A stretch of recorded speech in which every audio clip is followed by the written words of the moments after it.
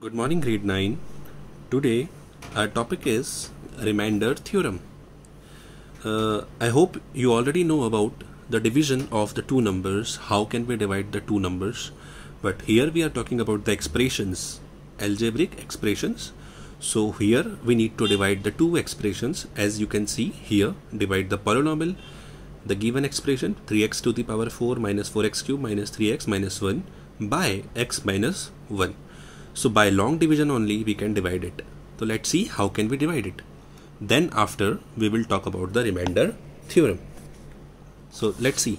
This is the divisor, this is the dividend. So first of all we need 3x to the power 4 here. So we need to multiply what? We have already x here. We need to multiply x to the power 3 so that x to the power 4 will be the product and 3 more. So 3. तो we will multiply 3x to the power 3 to make it 3x to the power 4. हमें यहाँ पर same बनाना है तो same बन गया है. Now by default what will happen? 3x to the power 3 will multiply with minus 1 also.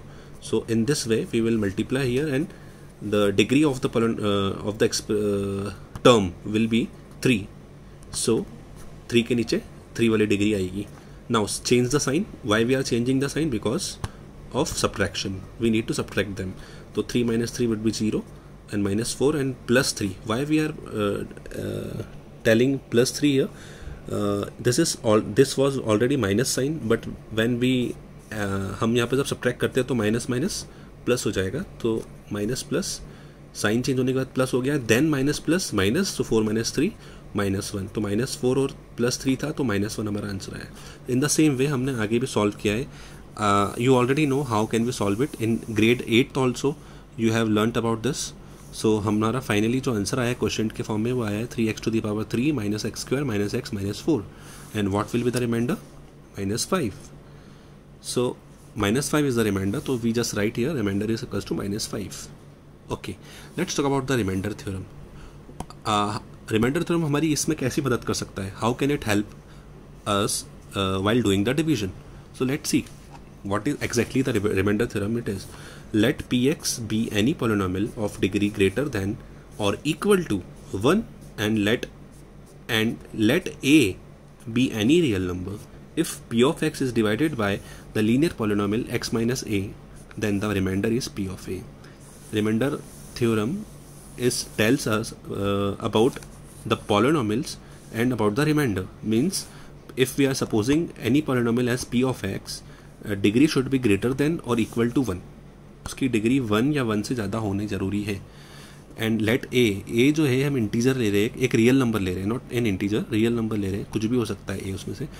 और अगर पी ऑफ एक्स जो पॉलिनोमियल है उसको हम डिवाइड करते हैं लीनियर पॉलिनोमियल से, एक्स माइनस ए से. जो हमने ए लिया है वो यहाँ पर एक्स माइनस ए, तो उसका जो रिमाइंडर आएगा वो आएगा पी ऑफ ए. ये कैसे आएगा? थोड़ा सा कॉम्प्लिकेटेड डेफिनेशन है, बट हम इसको एक एग्जाम्पल के थ्रू समझेंगे. You already know about the formula of division. Dividend equals to divisor multiplied by quotient plus remainder. This is the basic formula. So dividend would be the p of x, divisor would be the x minus a. As I told you कि x minus a से divide करना है तो वो divisor हो जाएगा. What about the quotient? We are writing quotient q of x. And what about the remainder? Remainder is r of x. We are taking x. Why we are taking x here? Because we are dealing with the variable x here, p of x. अगर यहाँ p of y होता तो हम y लेते हैं, यहाँ पर x है इसलिए x लेते हैं. तो dividend, divisor, quotient and remainder. Fine. Since the degree of x minus a is 1, अब हमें पता है कि x की पावर 1 है, यानी कि यहाँ डिग्री 1 होगी. And the degree of r of x जो रिमाइंडर होगा is less than the degree of x minus a. ये एक रूल है कि अगर डिवाइजर की डिग्री 1 है तो रिमाइंडर की डिग्री 0 ही होगी 100%, क्योंकि डिवाइजर से छोटा ही होना चाहिए रिमाइंडर, तभी वो एग्जैक्टली सॉल्व होगा. You can see here also minus 5 यहाँ पे रिमाइंडर था और यहाँ पे डिवाइजर x माइनस 1 था, यानी कि डिग्री जो है x माइनस 1 जो इक्वेशन है इसकी डिग्री 1 है और यहाँ 5 minus 5 is the constant number.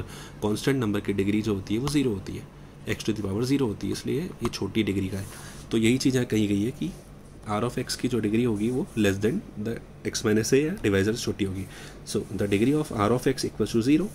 This means that r of x is a constant. तो हम कह सकते हैं कि r of x कॉन्स्टेंट होगा रिमाइंडर, उसको हम बोल रहे हैं r, उस कॉन्स्टेंट को नाम दिया हमने r से r. So for every value of x, तो हम यहाँ पे जो भी एक्स की वैल्यू निकालेंगे या रखेंगे उसमें जो रिमाइंडर आएगा वो हमारा आर ही कहलाएगा, यानी कि constant number R. Therefore P of X यानी कि जो डिविडेंट है P of X equals to X minus A into Q of X plus R, यहाँ पे कांस्टेंट आ गया R. If X equals to A, अब हम यहाँ पर हमारी वैल्यू रखेंगे एक्स की वैल्यू, क्या रखेंगे ए, जो कि हमने बात करी थी रियल नंबर की ए रखने की। तो हम जहाँ जहाँ एक्स होगा वहाँ वहाँ ए रखेंगे। तो हमने जब ए रखा वहाँ पर पी ऑफ ए हो गया, ये पी ऑफ एक्स की जगह पर, तो ए माइनस ए हो गया यहाँ पर क्योंकि यहाँ एक्स था, क्यू ऑफ ए हो गया क्योंकि यहाँ क्यू ऑफ एक्स था, और plus R as it is.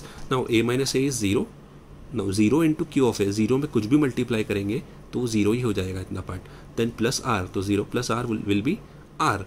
तो P of A is equals to R, hence proved. How? You just see here, if polynomial P of X is divided by the linear polynomial X minus A, जब हमने उसको divide किया without using the long division method, तो हमारा reminder जो आ रहा है वो P of A आ रहा है, और P of A जो है वो R के बराबर है, यानी कि कांस्टेंट नंबर के बराबर रिमाइंडर। तो हमने यहाँ प्रूफ कर दिया है कि P of A की वैल्यू R है, यानी कि कांस्टेंट है, उसका रिमाइंडर R होगा, which proves the theorem. So in this way we can prove the reminder theorem. Let's see one example. P of x polynomial given to us 3x to the power 4 minus, same example is here. जो हमने यहाँ long division से करा है वही हम यहाँ पर रिमाइंडर थ्योरम की मदद से करेंगे। सो बेसिकली रिमाइंडर थ्योरम का जो यूज़ है, जो उसकी हेल्प हो रही है हमारे लिए, वो हमारी ये हेल्प करता है कि without using the long division method इतनी कॉम्प्लिकेशंस ना करके हम उसको सिंपली सॉल्व कर सकते हैं by using remainder theorem like this, जैसे कि हमने थ्योरम में प्रूफ करा है। देखेंगे कैसे, let's see. What is the divisor here? X minus 1 is the divisor.